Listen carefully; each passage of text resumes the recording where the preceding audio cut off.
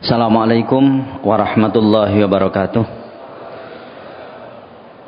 Alhamdulillah, alhamdulillahilladzi arsala rasulahu bil huda wa dinil haq liyudhhirahu 'alad dini kullihi wa kafa billahi syahida.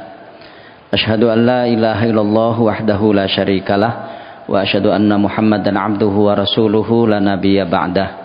Allahumma shalli wa sallim wa barik ala Muhammad wa ala alihi wa sahabatihi wa man da'a bida'watihi wahtada bihadihi ila yaumiddin. Para bapak, ibu dan saudara-saudara sekalian, jamaah pengajian Jumat malam Masjid Namira yang saya hormati, khususnya seluruh jajaran pengurus yayasan dan takmir Masjid Namira yang kebetulan hadir pada kesempatan ini. Alhamdulillah, kita bersyukur kehadirat Allah Subhanahu wa taala pada malam ini Allah kembali mempertemukan kita dalam sebuah kegiatan yang kita berdoa mudah-mudahan kegiatan ini memberikan manfaat buat kita dalam rangka upaya kita untuk terus meningkatkan keimanan dan ketakwaan kita kepada Allah Subhanahu wa taala. Karena pada dasarnya sebagaimana yang pernah saya sampaikan pada beberapa kesempatan yang lalu, bahwa pengajian itu sebetulnya adalah cara kita untuk memperbaharui keimanan kita.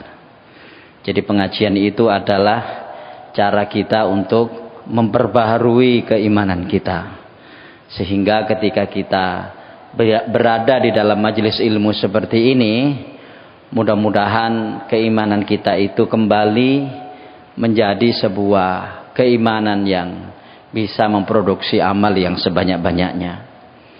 Dalam sebuah kesempatan Rasulullah SAW itu sering mengajak para sahabatnya untuk membuat sebuah kajian-kajian seperti yang mungkin kita lakukan sekarang ini.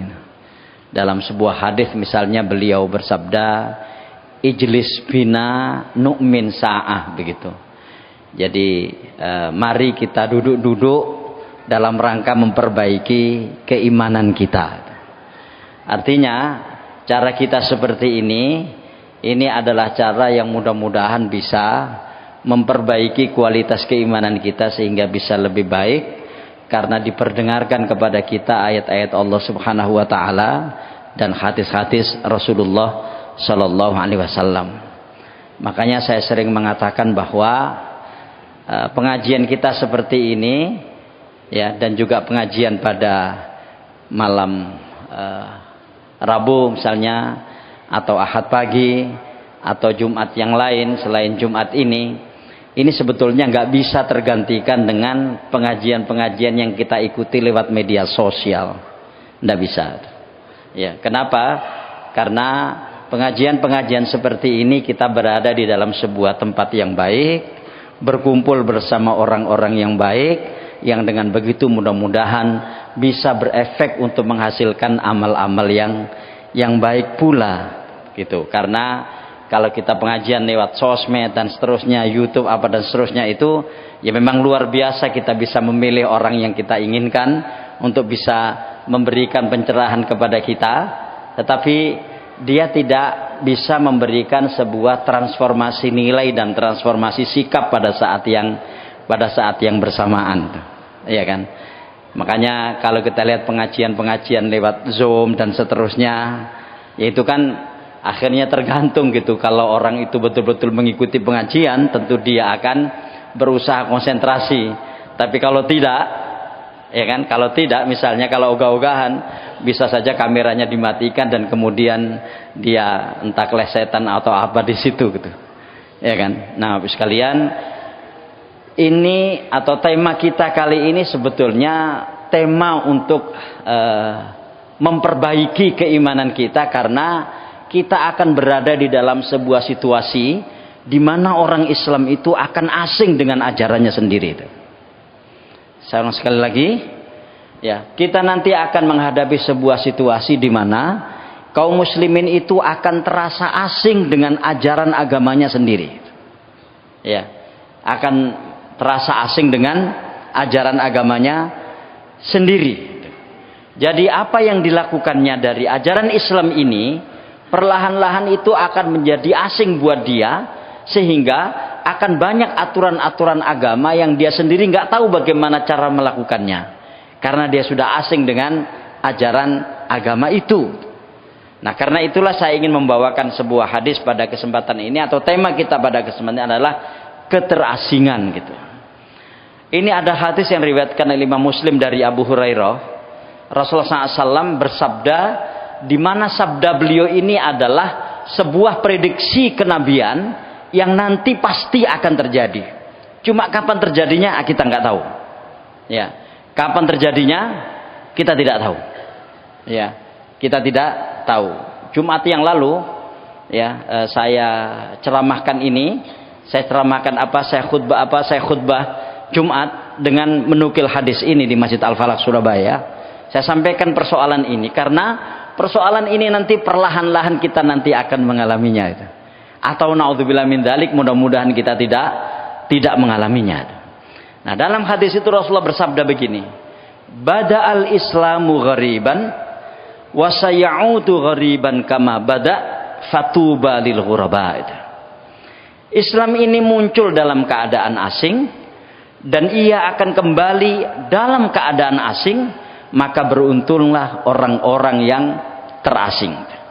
Nah, karena itulah di sini saya menggunakan tema keterasingan. Kita mulai di poin pertamanya. Islam muncul dalam keadaan asing. Bapak Ibu sekalian, ketika Islam ini muncul, yang ditandai dengan Rasulullah SAW menerima wahyu di Gua Hira, itu sepi-sepi saja. Tidak ada gegap gempita orang untuk menyambutnya, dan tidak ada euforia. Ya, tidak ada orang kemudian teriak Islam datang, tidak ada. Ya kan, datang, tidak ada. Jadi betul-betul waktu itu dalam keadaan asing. Nah, keterasingan Islam waktu itu minimal ditandai oleh 4 hal. Ya, keterasingan Islam waktu itu ditandai oleh 4 hal. Pertama, pengikutnya yang sangat-sangat sedikit. Pengikutnya yang sangat-sangat sedikit. Kenapa? Karena mayoritas umat, mayoritas orang waktu itu, ya kan, adalah orang-orang yang berideologi bertentangan dengan ajaran baru yang dibawa oleh Nabi Muhammad Shallallahu Alaihi Wasallam. Ya, jadi benar-benar dalam kondisi terasing secara kuantitas. Ya, jadi secara kuantitas kaum muslimin waktu itu terasing. Ya. Di tahun pertama kalau kita lihat Rasulullah SAW itu hanya bisa merekrut 4 orang untuk masuk Islam. Ya kan? Keempat orang itu adalah istri beliau sendiri, Khadijah Al-Kubra radhiyallahu anha. Kemudian sepupu beliau sendiri yaitu Ali bin Abi Thalib. Kemudian teman akrab beliau sendiri yaitu Abu Bakar As-Siddiq, dan kemudian budak beliau atau budaknya Khadijah yang telah dimerdekakan yang bernama Zaid bin Harithah. Jadi bayangkan pada tahun pertama beliau ya itu baru mendapatkan 4 orang pengikut. Jadi benar-benar dalam keadaan asing secara kuantitas. Jadi secara kuantitas itu ya bisa dibilang sangat-sangat minoritas. Sedikit sekali. Ya, sedikit sekali. Itu yang pertama. Yang kedua, orang-orang yang hadir pada saat itu menganggap ini ajaran yang aneh. Ya, menganggap ini adalah ajaran yang aneh. Ya, bagaimana mungkin mereka yang sudah terbiasa menyembah banyak Tuhan, menyembah banyak patung, tapi kemudian Nabi Muhammad SAW hadir dengan hanya menyuruh untuk ya menyembah Zat yang Maha Esa, Maha Tunggal, yaitu Allah Subhanahu wa Ta'ala. Sesuatu yang aneh waktu itu. Jadi pertama di samping pengikutnya sedikit, bayangkan ketika tahun pertama baru mendapatkan 4 orang, pada tahun ketiga baru mendapatkan 56 orang. Ya, 56 orang. Perlahan-lahan Jadi kalau kita lihat pertumbuhan populasi kaum muslimin selama 13 tahun di Mekah waktu itu pertumbuhannya tidak menggembirakan secara kuantitas. Sedikit. Makanya begitu di tahun yang ke-13 dari kenabian, Rasulullah SAW hijrah ke Madinah. Dan ketika hijrah ke Madinah itu hanya ratusan orang. Jadi artinya waktu itu seandainya secara kuantitas itu populasinya tinggi, mungkin beliau tidak akan hijrah ke Madinah. Tapi demikianlah tadbir Rabbani, skenario Allah Subhanahu wa taala untuk melakukan itu. Ya kan? Beliau mencari tempat yang aman untuk bisa melaksanakan Islam, sehingga mereka hijrah ke Habasyah yang pertama dan kedua misalnya. Yang pertama dipimpin oleh Utsman bin Maz'un, yang kedua dipimpin oleh Ja'far bin Abi Thalib. Ya kan? Dan kemudian pada tahun ke-13 dari kenabian atau tahun pertama Hijriyah, Rasulullah SAW bersama para sahabat hijrah ke Madinah. Ketika hijrah ke Madinah, kenapa beliau kemudian hijrah ke Madinah waktu itu? Dengan berani beliau hijrah ke Madinah karena sudah ada 73 orang yang ada di Madinah yang siap menerima kedatangan Rasulullah SAW. Jadi Bapak sekalian, kalau kita lihat dari sisi ini, bada'al Islamu ghariban itu pertama-tama dari sisi kuantitas sangat sedikit, ya kan? Dan kemudian ya, ajaran ini aneh di tengah masyarakat Arab yang ada pada saat itu dan bahkan di tengah masyarakat dunia. Ya kan? Kenapa? Karena waktu itu ideologi yang berkembang itu adalah ideologi paganisme, ideologi keberhalaan. Ya kan? Bukan ideologi monoteisme yang menyembah satu Tuhan, yaitu Allah Subhanahu wa taala. Persia yang ada pada saat itu menyembah banyak Tuhan. Romawi pada saat itu ya agamanya Kristen, yang disembah juga ada Tuhan Bapa, Tuhan Anak dan Roh Kudus misalnya. Sementara Rasulullah SAW datang dengan membawa sebuah ajaran yang aneh buat mereka karena hanya menyembah satu Tuhan. Yang kedua, jadi aneh ini. Ya bayangkan kalau di tengah-tengah masyarakat kita tiba-tiba ada orang yang berbeda dengan banyak orang, ya kan? Maka orang itu kita katakan aneh, dan memang aneh waktu itu. Jadi pertama-tama pengikutnya sedikit, tidak ada gegap gempita, tidak ada euforia di dalam menyambut kedatangan Islam, ya kan? Yang kedua, ini aneh. Ajaran ini aneh. Karena secara kuantitas sedikit dan kemudian dipandang ajaran itu aneh, maka muncullah yang ketiga. Apa? Rasulullah SAW dimusuhi. Ya, Rasulullah Shallallahu Alaihi Wasallam dimusuhi gitu, ya, dimusuhi.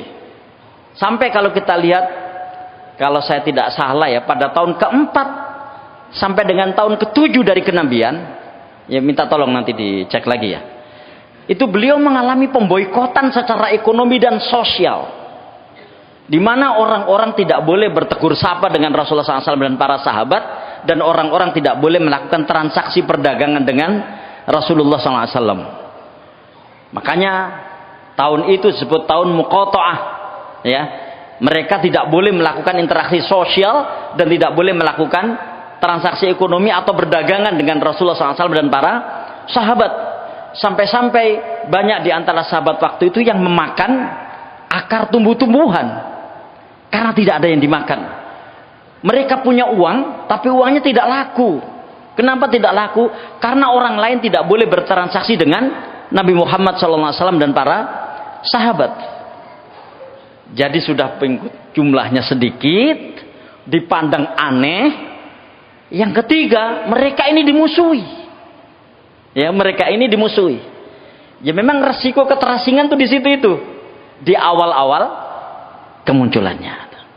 Ya, resiko keterasingan di situ itu, di awal-awal kemunculannya. Yang keempat, saya kira ini yang paling penting, ya kan? Semua orang waktu itu melihat ini tidak ada harapan. Ya, ini tidak ada harapan. Apalagi ketika dimusuhi itu bukan sekedar kemudian dimusuhi secara fisik, tapi yang justru jauh lebih berat adalah dimusuhi secara pemikiran. Apa itu? Nabi Muhammad dibilang stres, Nabi Muhammad dibilang gila. Kita ingat peristiwa Isra dan Mi'raj itu misalnya. yang terjadi pada tahun ke-10 dari kenabian itu. Ya kan? Apa yang terjadi waktu itu? Ketika tiba-tiba Nabi Muhammad datang menemui mereka semuanya di depan Masjidil Haram, terus kemudian Rasulullah mengatakan bahwa aku telah di-Isra Mi'rajkan oleh Allah Subhanahu wa taala dari Masjidil Haram ke Masjidil Aqsa, ke Sidratul Muntaha, naik turun lagi Masjidil Aqsa, balik ke Masjidil Haram dalam waktu semalam. Ditertawakan oleh banyak orang. Ya kan? Ditertawakan oleh banyak orang sehingga kemudian ya mereka yang awalnya mau mengikuti Rasulullah SAW banyak yang mau mundur. Wah, nggak bener ini, masa dalam semalam, ya kan? Ada orang yang bisa dari Masjidil Haram ke Masjidil Aqsa, ya kemudian naik ke Sidratul Muntaha, di atasnya langit ke-7, turun lagi ke Masjidil Aqsa, balik lagi ke Masjidil Haram. Nggak mungkin, mustahil. Dan kemudian kemustahilan peristiwa itu diakumulasi, dikapitalisasi oleh Abu Jahal dengan membuat opini-opini buruk kepada Rasulullah Shallallahu Alaihi Wasallam. Nih Abu Bakar, lihat ini saudaramu sedang mengigau, ya kan? Ini saudaramu sedang mengigau dan seterusnya. Sampai akhirnya kemudian Abu Bakar yang pasang badan dengan mengatakan, madama qalahu huwa fa'ana usaddiquhu. Selama dia yang mengatakan itu, aku mempercayainya itu. Kenapa Abu Bakar mengatakan seperti itu? Karena dia yang paling dekat dengan Rasulullah SAW, dan selama bergaul dengan Rasulullah SAW, kan bedanya cuma 2 tahun itu antara Abu Bakar dan Rasulullah SAW itu, ya kan? Selama bergaul dia tidak pernah menjumpai Rasulullah itu berbohong. Untuk masalah kecil saja beliau tidak berbohong, apalagi tentu untuk masalah yang sebesar ini. Dan kalau kita lihat, kenapa Abu Bakar waktu itu mempercayainya? Karena Rasulullah SAW membawa sebuah syariat Allah Subhanahu wa taala yang bernama sholat. Ya kan? Bayangkan seandainya waktu itu argumentasi Abu Bakar itu berhasil dipatahkan oleh mereka, dan kemudian tidak ada satupun orang yang mempercayai Rasulullah Isra dan Mi'raj, kira-kira seperti apa nasibnya syariat yang bernama sholat? Ya kan? Nah itu. Jadi itulah situasi keterasingan waktu itu. Ya, jadi sudah pengikutnya sedikit, dianggap aneh, dimusuhi, dan sepertinya tidak ada harapan. Gitu. Ketika para sahabat mengalami kondisi sulit, disiksa dan seterusnya, Rasulullah pun tidak bisa memberikan jaminan mereka itu selamat. Ya kan? Ingat kasus seorang sahabat yang bernama Ammar bin Yasir. Ya, jadi ketika bapaknya yang bernama Yasir, ibunya yang bernama Sumayyah itu dibunuh dengan cara yang keji oleh orang-orang Arab waktu itu, orang-orang Quraisy waktu itu, Rasulullah lewat di situ. Ya, Rasulullah lewat cuma bisa bilang apa? Sabron ala Yasir, fa inna mau'idakumul jannah. Bersabarlah engkau wahai keluarganya Yasir, karena janji Allah bagimu surga. Rasulullah hanya bisa memberikan itu. Kenapa? Memang situasinya sangat lemah. Mereka tidak mampu membalas. Ya kan? Dan itulah ujian terberat. Itu sebabnya Bapak Ibu sekalian, orang-orang yang masuk Islam di Mekah dengan orang-orang yang masuk Islam di Madinah itu beda kualitasnya. Karena itu mereka mengalami siksaan yang luar biasa, dan mereka tidak punya harapan apa-apa, apalagi harapan materi. Ketika Rasulullah SAW melewati mereka yang disiksa, Rasulullah cuma mengatakan, sabar, nanti Allah akan memberimu surga. Ya, coba kira-kira kalau kita seperti itu, kira-kira gimana itu ya? Kita nggak membayangkan. Ya, itulah bentuk keterasingan Islam di saat awal-awal muncul. Bada'al Islamu ghariban. Wasayaudu ghariban, wasayaudu kama bada'a ghariban, dan akan kembali kepada keterasingan seperti ketika awal kemunculannya. Jadi nanti Islam ini akan terasing, ya, sebagaimana awalnya terasing. Mungkin nanti akan ada perbedaan. Jadi kalau yang pertama-tama terasing dalam hal kuantitas, maka nanti pada saatnya, naudzubillah, mudah-mudahan kita tidak menangi, itu akan terasing dari sisi kualitas. Jumlah pengikutnya banyak, ya kan? Tempat-tempat ibadah juga memadai, tidak banyak yang mengganggu, ya kan? Tapi kemudian ajaran Islam ini tidak dilakukan secara baik, sehingga kualitas kaum muslimin waktu itu rendah secara pelaksanaan ajaran agama. Nah, sehingga nanti mereka akan menutupi ajaran Islamnya itu sendiri. Banyak orang-orang yang kemudian mengaku Islam, tapi banyak ajaran Islam tidak akrab dengan dia. Ya, tidak akrab dengan dia. Gitu. Makanya ada hadis bunyinya begini. Menakutkan hadis ini sebetulnya. Satangqudu ural islami urwatan. Awwaluhal hukmu wa akhiruha as-salat. Islam ini nanti akan tercerabut ajarannya, ya. Jadi akan tercerabut ajarannya itu sedikit demi sedikit. Yang akan tercerabut pertama kali itu adalah penerapan hukumnya. Dan kemudian yang paling terakhir hilang nanti dari ajaran Islam ini adalah sholat. Sehingga kalau kita lihat sekarang ini, Bapak sekalian, alhamdulillah kita bersyukur kepada Allah Subhanahu wa taala, kita masih bisa melaksanakan sholat dengan baik, dan kemudian kita bisa melaksanakan ajaran-ajaran Islam yang lain dengan baik. Tapi coba kita cek dalam diri kita masing-masing. Ya kan? Dalam perjalanan kita bersama Islam ini, kira-kira ajaran Islam yang kita lakukan itu semakin bertambah atau semakin berkurang? Monggo kita tanya pada diri kita masing-masing. Oke, kita mengatakan bertambah, Ustaz, alhamdulillah. Yang bertambah itu mutunya seperti apa? Kualitasnya seperti apa? Ya kan? Lihatlah sholat kita ini misalnya itu. Saya pernah mengatakan sekaligus mengusulkan ya, untuk diri saya sendiri tentunya yang pertama kali dan untuk kita semuanya itu.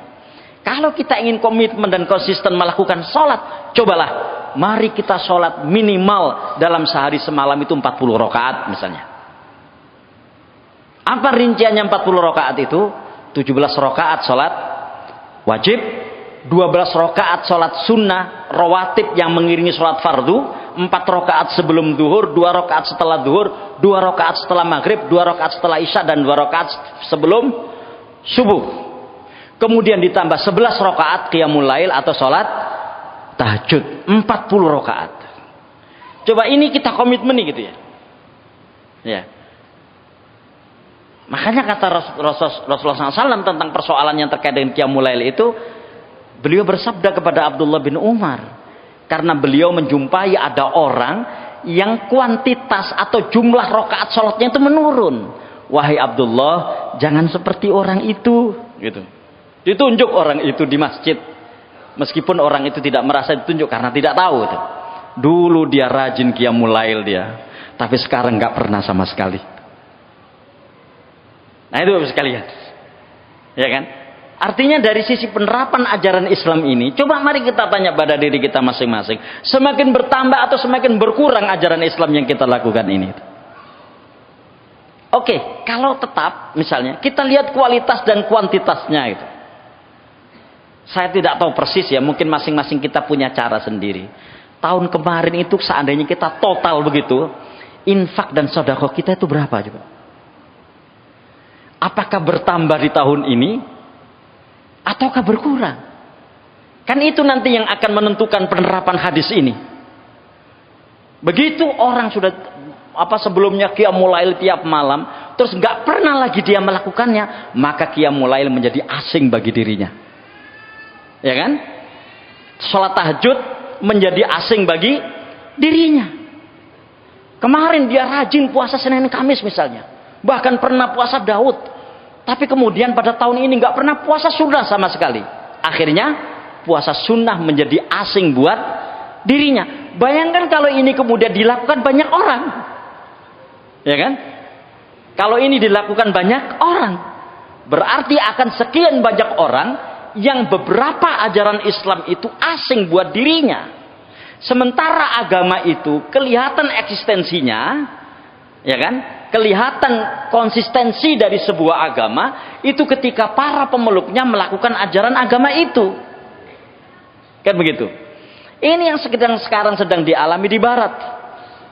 Ya, karena mereka kemudian tidak lagi melaksanakan ajaran agamanya, akhirnya agama mereka itu asing buat diri mereka sendiri.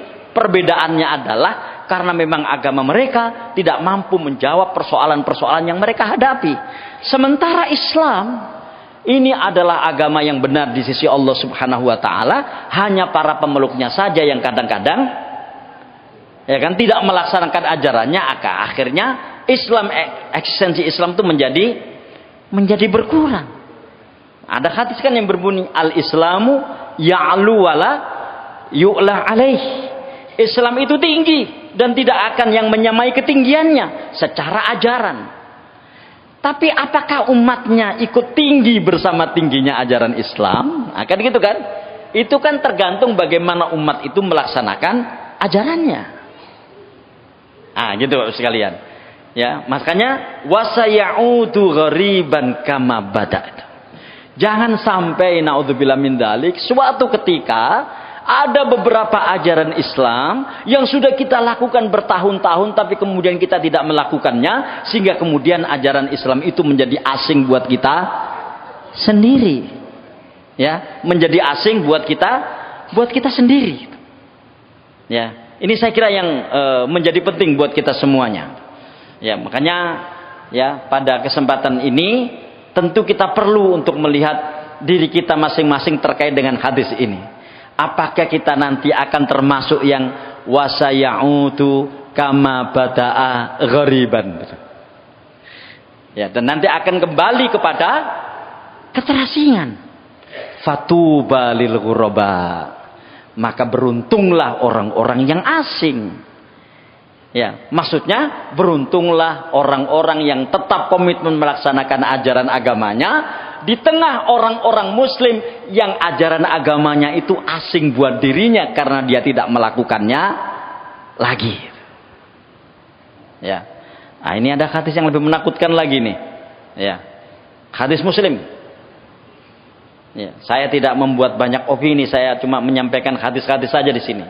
Innal Islama bada'a ghariban wa sayaudu ghariban kama bada wa huwa ya'rizu bainal masjidaini kama ta'rizul hayyatu fi juhriha. Nanti akan seperti itu. Sesungguhnya Islam itu dimulai dengan keterasingan dan akan kembali asing sebagaimana awalnya.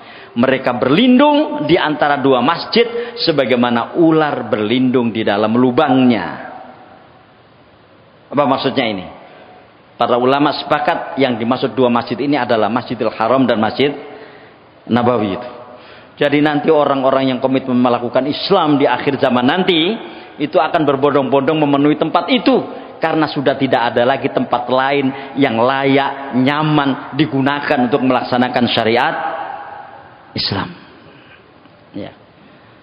Makanya terus terang saya kadang-kadang berpikir pengajian-pengajian kita seperti ini mudah-mudahan bisa memperlambat datangnya situasi yang ada di dalam hadis ini. Ya. Ya kan itu upaya kita itu. Ya. Bayangkan kalau kemudian nanti suatu ketika naudzubillah min dzalik masjid tidak lagi memerankan fungsinya sebagai masjid. Dan itu Rasulullah sendiri bersabda, di akhir zaman nanti orang akan berlomba-lomba membangun masjid dengan baik tanpa dimakmurkan masjid itu. Sehingga masjid hanya menjadi tempat dan objek wisata. Ya. Naudzubillah. Sekarang kalau kita lihat Candi Borobudur misalnya ya. Itu kan tempat ibadah. Ya, tempat sembahyang bagi umat Buddha. Digunakan tempat sembahyang itu. Sedikit. Lebih banyak digunakan sebagai tempat untuk wisata, mengagumi arsiteknya. Pada tahun itu yang belum ada teknik arsitek di perguruan tinggi sudah mampu membangun. Hanya itu. Ya, beberapa gereja yang ada di Eropa juga demikian. Hanya menjadi objek wisata. Di Italia itu ada gereja ya, karena memang di sana kan pusatnya umat Katolik. Itu lebih lama daripada gereja tempat singgasananya Paus gitu ya. Atau 5 abad atau 6 abad masa ada di sana. Nggak ada sudah jamaahnya. Hanya sebagai tempat, dan indah begitu. Itu indah. Indah, itu indah itu. Naudzubillah min dzalik, tsumma naudzubillah min dzalik. Jangan sampai suatu ketika kita datang ke Masjid Namira hanya mengagumi itunya gitu. Dan tidak digunakan sebagai tempat untuk beribadah. Tapi Bapak sekalian, Bapak Ibu boleh setuju, boleh tidak kepada saya gitu ya. Sekarang ini sudah muncul dan mengarah ke sana. Ada orang datang itu cuma mengagumi keindahan masjid itu. Foto-foto, pergi. Ya kan? Wah, hebat masjid itu, Masya Allah, luar biasa. Jadi yang dikagumi adalah arsiteknya, bukan kegiatannya. Hebat ya masjid itu ya. Sudah bagus, kegiatannya Masya Allah luar biasa. Ada pengajian ini, ada pengajian itu. Digunakan untuk ini, digunakan untuk itu. Bahkan ketika ada terjadi bencana misalnya, dia sebagai tempat menampung orang. Kan itu yang kita inginkan harusnya kan. Tapi ketika naudzubillah min dzalik, ketika kemudian Islam ini sudah asing Bapak sekalian, sampai tempat ibadah pun sudah kehilangan fungsi. Inilah sebabnya kenapa kita perlu terus berusaha terlibat di dalam memakmurkan masjid, minimal di dalam sholat berjamaah bagi yang laki-laki, kan begitu kan? Minimal bagi yang laki-laki sholat berjamaah. Upayakan sebisa mungkin untuk 5 waktu itu jangan sholat di rumah, sholat di masjid. Ya, yang laki-laki ya, sholat di masjid minimal 5 waktu itu. Ya, makanya sampai sekalian ini dikhususkan.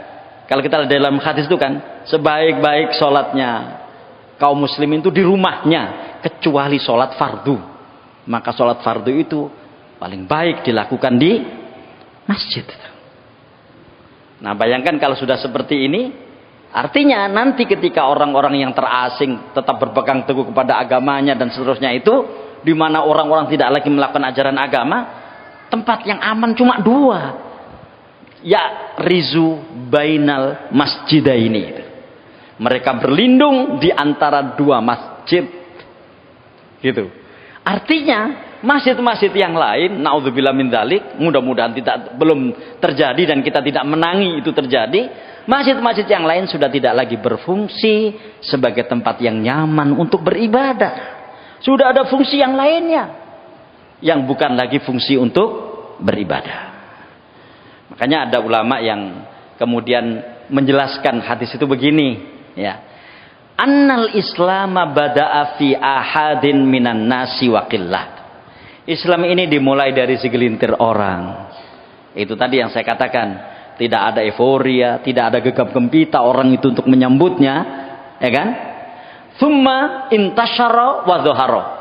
Kemudian Islam ini menyebar dan menampakkan kebesarannya. Ya, menampakkan kebesarannya itu. Kalau kita lihat sekarang ini dari 8 miliar penduduk dunia, itu hampir 3 miliarnya mereka beragama Islam sekarang ini. Ya, dan mungkin Bapak Ibu sekalian sudah mengetahui data populasi di dunia kan. Cina sudah tergeser oleh India. Jadi sekarang negara yang paling banyak penduduknya bukan lagi Cina, tapi India sekarang. Ya. Jadi di India itu tidak ada KB dan seterusnya, itu tidak ada. Nah, kalau Cina kan mereka hanya membolehkan 1 orang punya 1 anak gitu ya. Jadi ada keluarga yang menikah begitu, itu kesepakatan ketika menikah itu dia hanya punya 1 anak. Kalau sampai lebih dari 1, maka yang kedua ini dia harus membayar dendanya. Nah, sekarang mereka mulai mengalami defisit demografi, kekurangan SDM gitu. Ya. Baik, summa sayalhaquhun naqsu wal ikhlal. Kemudian mengalami penurunan dan pengurangan. Ya. Hatta la yabqa illa fi ahadin wa qillatin aidan kama bada. Sampai kemudian tidak tersisa kecuali segelintir orang sebagaimana keadaannya semula.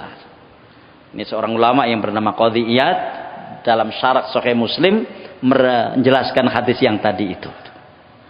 Nah baik, sekarang tafsir keterasingan ini. Orang-orang yang terasing itu seperti apa? Kan tadi tubalil ghuraba, beruntunglah orang-orang yang asing. Sekalian, di sini tafsir keterasingan ini dari Rasulullah Sallallahu Alaihi Wasallam. Jadi beliau sendiri yang menjelaskan yang dimaksud berbahagialah orang-orang yang asing itu siapa mereka. Yang pertama, bada'al islamu ghariban thumma ya'udu ghariban kama bada' fatuba lil ghurabat. Islam ini datang dalam keadaan asing dan akan kembali dalam keadaan asing seperti awalnya. Maka beruntunglah orang-orang asing. Dikatakan kepada beliau, ya, wahai Rasulullah, manil ghuraba? Terus orang-orang yang asing itu siapa wahai Rasulullah? Mereka yang beruntung yang asing itu siapa? Ya, siapa orang-orang yang asing itu? Kata Rasulullah, qala alladzina yuslihuna idza fasadan nas. Ya. Yaitu ghuraba adalah mereka yang melakukan perbaikan di saat manusia-manusia pada rusak. Ya. Mereka yang melakukan perbaikan di saat manusia pada rusak. Bapak Ibu sekalian, melakukan perbaikan di tengah kerusakan banyak orang itu bukan persoalan mudah. Ya, melakukan perbaikan di tengah-tengah masyarakat yang hampir semuanya rusak itu tidak mudah. Dalam sebuah masyarakat misalnya, sebagian besar anggota masyarakat itu berjudi, kemudian ada orang teriak jangan berjudi, itu bukan persoalan mudah. Ya kan? Bukan persoalan mudah. Ya.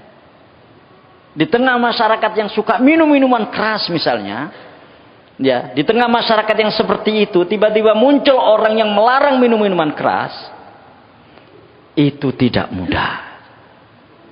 Ya, itu tidak mudah. Gitu.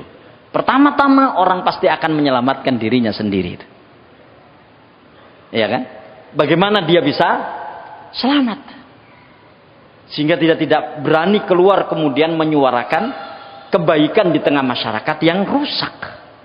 Gitu. Makanya di sini yusli alladzina yuslihuna idza fasadan nas. Jadi orang-orang yang mau melakukan perbaikan di tengah masyarakat yang banyak itu rusak, itu jumlahnya pasti nggak banyak, pasti sedikit. Mereka itu asing. Ya, mereka itu asing. Ya. Jadi dalam sebuah film kalau nggak salah itu garapan Arifin Cenur kalau nggak salah waktu itu ya, saya lupa itu ya. Itu dia membuat judul film yang berjudul Titian Serambut Dibelah 7 gitu. Jadi saking sulitnya melakukan perbaikan di tengah-tengah masyarakat yang rusak, itu seperti orang berjalan di sebuah jembatan yang jembatan itu ya rambut dibelah 7. Ya, rambut yang ada sekarang ini kita pegang ini sudah kecil seperti itu, kalau dibelah 7 jadi berapa coba? Ini sang sutradara ini karena di dalam film itu diceritakan ada masyarakat yang sangat rusak sekali, kemudian ada seorang yang datang ya berusaha untuk menyuruh mereka agar menghindarkan diri mereka dari kerusakan, diketawain, dituduh ini, dituduh itu dan seterusnya. Jadi asing ini orang ini. Artinya dalam film itu sudah terjadi kira-kira seperti itu. Sudah tergambar. Ya kan? Nah, bagaimana ini kemudian kalau naudzubillah min dzalik terjadi sesungguhnya? Oleh karena itu kita bersyukur masih banyak teman-teman kita, saudara-saudara kita yang bersama kita menyerukan kebaikan. Sekecil apapun kebaikan itu. Karena orang nyaman. Sekarang orang memberikan ceramah seperti yang saya lakukan sekarang ini nyaman, nggak ada orang protes, enak. Belum ada orang yang khutbah Jumat misalnya diturunkan ya, karena tiba-tiba dia menyerang situasi masyarakat yang terjadi misalnya, gitu. Fatuba lil ghuraba. Siapa mereka? Kata Rasulullah, alladzina yuslihuna idza fasadan nas. Ya. Dan sekalian, dulu di beberapa tempat kita mengalami situasi itu. Saya masih ingat itu ya. Pada tahun 90-an tuh, 91, 92 itu. Ada sebuah desa, saya nggak sebutkan desa itu. Desa ini ya namanya juga penduduknya abangan ya. Ada ini, ada itu, sampai ada pohon yang dikasih jarit itu, dikasih sewek itu. Dan kemudian dibuat sesajian di situ dan seterusnya. Tiba-tiba ada 3 orang ya datang kepada saya waktu itu dan kemudian dia meminta izin untuk menebang pohon itu. Jadi akhirnya pohonnya itu digergaji. Ketika digergaji itu, apakah mereka berhenti? Enggak, mereka mencari pohon yang lain. Saya bilang, bukan begitu caranya. Ya, bukan begitu caranya. Ya kita mulailah mengadakan pengajian kecil-kecilan sampai kemudian nanti mereka berangsur-angsur bisa selesai. Alhamdulillah dengan izin Allah Subhanahu wa taala, selesai, udah nggak ada itu sekarang. Ya. Jadi istilahnya bukan pohonnya yang ditebang, masih banyak pohon yang lain yang bisa digunakan itu. Kalau mau dicari kekuatannya, dicari-cari juga ada. Oh ini juga nggak ada kekuatannya apa-apa kok. Kan hanya kira-kira saja bahwa pohon besar itu ada sesuatu di situ kan. Semuanya kan serba asumsi kan. Ada yang membuktikan bahwa di situ ada kekuatan ini, kekuatan itu, enggak ada. Ya. Itu alladzina yuslihuna idza fasadan nas. Ya, yaitu mereka-mereka yang melakukan perbaikan di saat manusia-manusia pada rusak. Ya. Ini tafsir yang pertama dari Nabi sallallahu alaihi wasallam. Yang kedua, tuba lil ghuraba. Ya. Jadi beruntunglah bagi orang-orang yang asing. Faqila manil ghuraba ya Rasulullah? Rasul, ghuraba itu siapa? Qala unasun solihuna fi unasi sau'in kathir. Ya.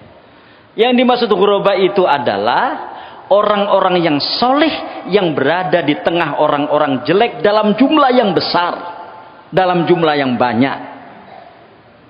Ya. Jadi ada orang-orang soleh, ya, itu di tengah-tengah orang-orang jelek dalam jumlah yang besar. Nggak gampang kan memposisikan seperti itu. Jadi nggak gampang memposisikan ada orang soleh 5 atau 6 orang di tengah ribuan orang-orang yang tidak soleh. Ya. Kita sekarang ini kan leluasa, nyaman, karena insya Allah saudara-saudara kita yang ada di sekitar kita ini adalah orang-orang yang baik. Ya. Nah, ini saya ingin mencontohkan yang konkret saja kita alami dalam sebuah rekreasi misalnya itu. Entah 2 atau 3 bus ya. Kemudian orang-orang banyak menganggap ketika rekreasi seperti itu orang nggak perlu sholat misalnya. Tiba-tiba ada 1-2 orang sholat, nggak gampang kan? Bahkan kita minta izin ke sopir mungkin nggak dikasih kali. Kenapa? Karena sebagian besar tidak sholat. Nggak gampang. Apalagi kemudian saat itu dengan keberanian kita sholat di kendaraan itu, nggak gampang kan? Ya. Dan banyak kadang-kadang alasan gitu. Ayo kita sholat. Enggak, baju saya kotor misalnya gitu. Ya kalau alasan sih banyak saja bisa kita lakukan gitu. Tapi itulah contoh-contoh sederhana tentang persoalan keterasingan orang-orang baik di tengah orang-orang yang tidak baik gitu. Ya. Artinya sekalian, kalau kita sholat dengan khusyuk, ya, di tengah orang-orang yang juga sholat dengan khusyuk, itu sih biasa gitu. Jadi bagaimana kita sholat di tengah-tengah banyak orang yang tidak sholat misalnya, itu yang luar biasa. Nah tentu kita menginginkan mudah-mudahan semakin lama semakin banyak orang yang sholat sehingga kita nyaman di dalam perasaan kita ini untuk sholat sebagaimana yang kita lakukan sekarang. Ya ini. Man ya'sihim aktsaru mimman yuti'uhum. Yang mendurhakainya, gitu kan? yang membangkang terhadap orang-orang soleh itu lebih banyak dibanding yang mentaati. Meskipun dia tahu itu orang baik, tapi nggak serta-merta diikuti kebaikannya. Kenapa? Karena jumlahnya sedikit. Orang akan cenderung mengikuti yang banyak. Meskipun dia tahu yang sedikit itu yang baik. Ya. Meskipun dia tahu bahwa yang sedikit itu yang benar. Kecenderungan orang itu mesti mengikuti yang banyak. Sehingga yang sedikit ini akan semakin terasing dengan kebaikan dan kebenarannya.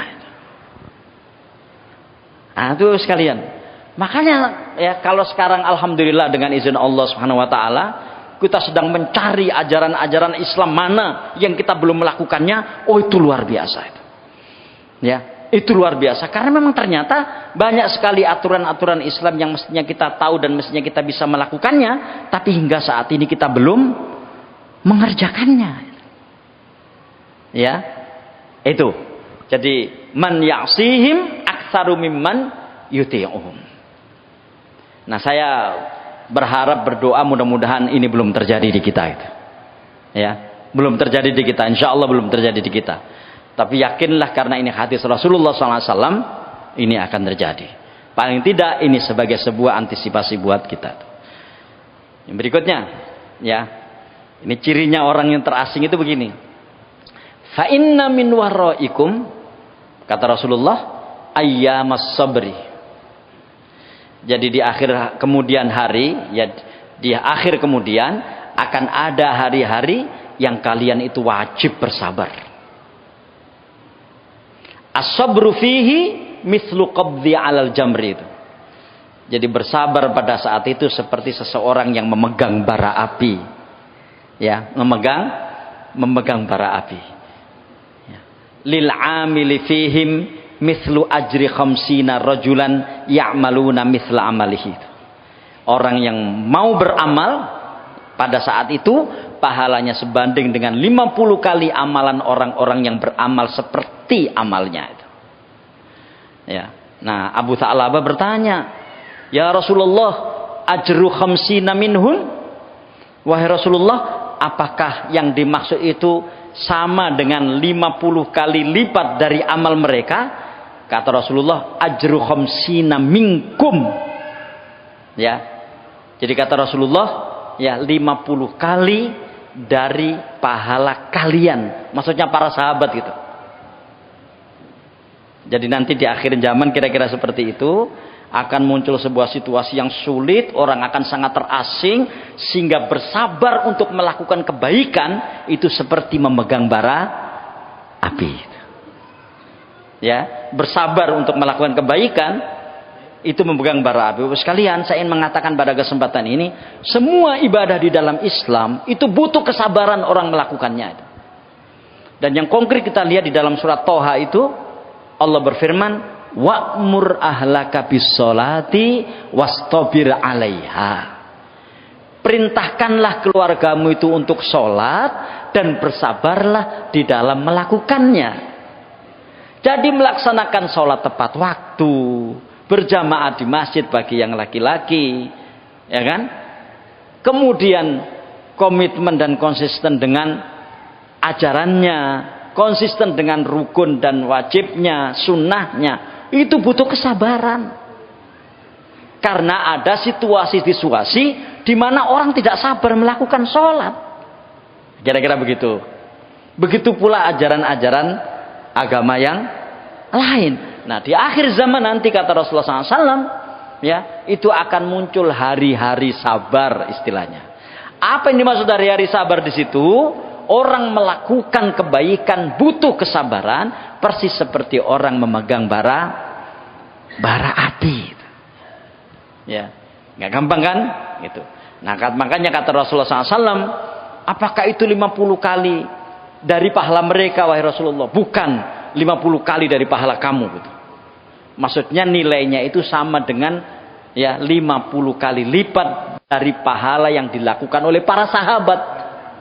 Kalau dulu para sahabat melakukan kebaikan saat-saat Islam sudah besar, saat-saat Islam sudah berkembang, di situ ada Rasulullah SAW, Al-Quran juga masih turun, hadis-hadis masih disabdakan Rasulullah SAW, ya, itu kan gampang, ya kan? Tapi kemudian muncul situasi sulit seperti ini. Rasulullah sudah tidak ada, Islam sudah Quran sudah berhenti turun, kemaksiatan merajalela, jumlah orang jelek banyak. Tiba-tiba di situ muncul orang yang komitmen melakukan kebaikan. Kata Rasulullah disebut sebagai as-sabru fihi mithlu qabdin alal jamri. Sabar melakukan kebaikan di dalamnya itu seperti memegang bara api. Nah, baik. Ini ada yang saya kira lebih konkret lagi di sini nih. An Ibni Muhairis, ya ini seorang tabi'in, qala qultu li Abi Jum'ah. Aku berkata kepada Abi Jum'ah, ini sahabat, haditsna hadisan sami'tau min Rasulillah sallallahu alaihi wasallam. Tolong beritahukan kepada aku tentang hadis yang kamu dengar dari Rasulullah SAW. Qala na'am, ya akan aku katakan. Uhadditsuka hadisan jayyidan. Aku akan memberitahu kepadamu tentang hadis yang sangat baik, gitu. Nah, apa itu hadisnya? Begini dia bilang. Taghaddaina ma'a Rasulillah sallallahu alaihi wasallam. Aku pernah makan siang bersama Rasulullah SAW. Wa ma'ana Abu Ubaidah ibnul Jarrah. Ya, dan bersama kami Ubaidah bin Jarrah. Faqala, ya, maka Abu Ubaidah bin Jarrah mengatakan, ya Rasulullah, wahai Rasulullah, hal ahadun khairun minna? Wahai Rasulullah, apakah ada orang yang lebih baik dari kami? Gitu. Nah, para sahabat ini kan tentu karena ada hadis lain kan yang berbunyi khairul quruni qarni, gitu kan. Sebaik-baik zaman adalah zamanku. Nah, zaman di mana Rasulullah dan para sahabat waktu itu hidup, ya kan? Nah, sehingga ada sahabat yang bertanya, ya, wahai Rasulullah, hal ahadun khairun minna? Wahai Rasulullah, apakah ada orang yang lebih baik dari kami? Apakah ada yang lebih baik dari kita itu? Aslamna ma'aka, kami masuk Islam bersamamu wahai Rasulullah. Wajahadna ma'aka, dan kami berjuang bersamamu wahai Rasulullah. Apakah masih ada orang yang lebih baik dari kami? Kira-kira begitu. Islami karo Rasulullah, berjuangi bersama Rasulullah. Dia tanya, napa wonten ingkang langkung sae tinembanganing dhewek wahai Rasulullah? Apa ada yang lebih baik dari kita wahai Rasulullah? Qala na'am. Kata Rasulullah, ada. Ya, ada. Siapa? Qaumun min ba'dikum. Kaum setelah kalian. Yu'minu nabi walam yaroni. Mereka beriman kepadaku sementara mereka tidak melihatku. Jadi Bapak sekalian, ya, sebetulnya di dalam hadis ini kita punya ruang, kita punya peluang untuk memiliki kualitas kebaikan yang disebut Rasulullah SAW sebagai lebih baik daripada para sahabat. Kira-kira begitu. Ya. Dan ini berarti kan jumlahnya tidak banyak. Makanya sahabat nanya, hal ahadun khairun minna? Apakah ada orang yang lebih baik dari kita wahai Rasulullah? Kita ini masuk Islam bersama engkau wahai Rasulullah, berjihad dan berjuang bersama engkau, hari-hari bersama engkau, engkau bersabda hadis kepada kami, turun ayat Al-Quran engkau sampaikan kepada kami, apakah ada yang lebih baik dari kami? Kata Rasulullah, na'am, ada yang lebih baik dari kalian ini. Qaumun min ba'dikum, satu kaum yang datang setelah kalian, yu'minu nabi walam yaroni. Mereka beriman kepadaku sementara mereka tidak melihatku. Nah, hadis ini diriwayatkan oleh Imam Ahmad. Bapak Ibu sekalian, apa sebetulnya yang kita inginkan dari hadis ini pada dasarnya itu? Yang kita inginkan dari hadis ini adalah bahwa konsistensi keislaman kita ini harus berusaha untuk terus kita pertahankan. Itu aja sebetulnya. Mengapa? Karena perjalanan kadang-kadang membuktikan orang itu semakin lama berislam, itu kadang-kadang semakin menurun kualitas keislamannya. Ya, semakin menurun kualitas keislamannya. Orang akan euforia misalnya ketika dia pertama-tama masuk Islam. Dia pegangi Islam itu kuat-kuat. Tapi ibarat orang naik bis kota yang berdiri. Ketika awal dia naik bis kota, kemudian dia berdiri, tidak dapat tempat duduk, itu kan pegangan kuat kan? Ada apa saja jadikan pegangan karena dia belum pernah berdiri ketika naik bis kota yang sedang jalan. Tapi lama-lama ketika sudah terbiasa berdiri seperti itu, kan dia tidak perlu pegangan lagi gitu, kira-kira begitu ya. Nah nanti jangan-jangan naudzubillah min dzalik, kualitas keislaman kita itu seperti orang yang terbiasa naik bis kota yang sudah tidak lagi pegangan ya, tidak lagi melakukan cara-cara untuk menjamin keselamatan dia, sholat dianggap sebagai sesuatu yang rutinitas yang tidak memiliki makna dan seterusnya, kekhusyuan semakin lama semakin menurun. Maka itu tadi akhirnya fatuba lil ghuraba, mereka-mereka yang tetap kenceng melakukan ajaran Islam dengan baik, melakukan berbagai macam hal yang orang tidak melakukannya, maka mereka itulah orang-orang yang asing. Kata Rasulullah SAW, mereka beriman kepadaku sementara mereka tidak melihatku. Sebetulnya tujuan pengajian yang kita selenggarakan ini itu bagaimana kita ini berislam terus baik sampai akhirnya kita benar-benar bisa melaksanakan janji Allah Subhanahu wa taala, wala tamutunna illa wa antum muslim. Assalamualaikum warahmatullahi wabarakatuh.